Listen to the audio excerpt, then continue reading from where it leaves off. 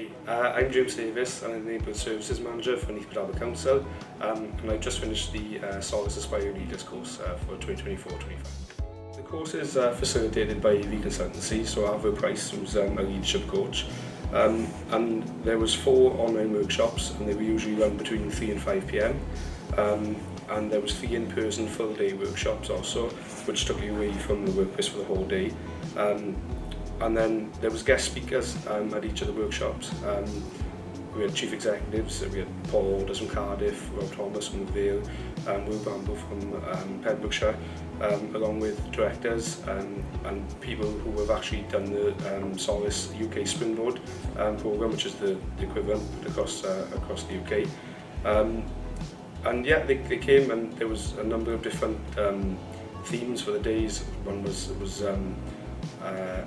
it was leading in a political environment, so we had Rob Thomas and we had the leader of the Vale come along, and that was a really interesting session to gain an insight of how they deal with that and the relationship between the two of them.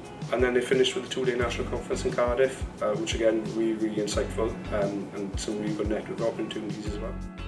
I think well, building on the networking, I think my personal network has expanded dramatically from what it was prior to 6-7 months ago before the start of the programme.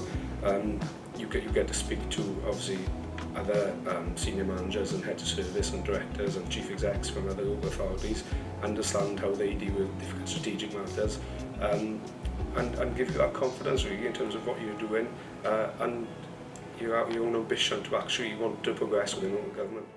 I think the in-person the online sessions were really good and really insightful, but the in-person sessions were more special because you were away from the workplace, the laptop was closed, your Teams wasn't open or your email wasn't open, so you can't get any messages through. You could really focus, and having those 1.5 hour, 2-hour sessions with the chief execs and senior leaders, and being able to ask them some really hard-hitting questions and seeing what they've got to say was really useful.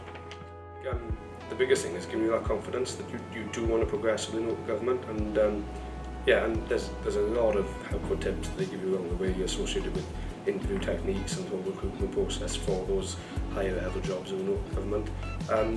You build relationships with a lot of different people.